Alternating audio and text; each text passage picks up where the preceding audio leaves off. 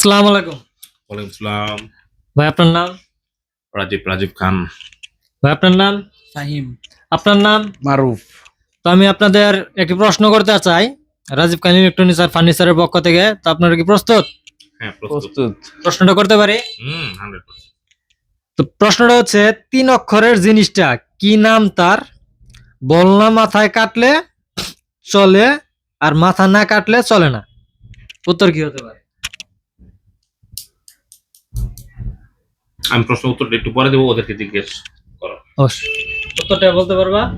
জি না, আবার বলেন। 3 অক্ষরের জিনিসটা কি নাম তার? মাথা কাটলে চলে আর মাথা না কাটলে চলে না।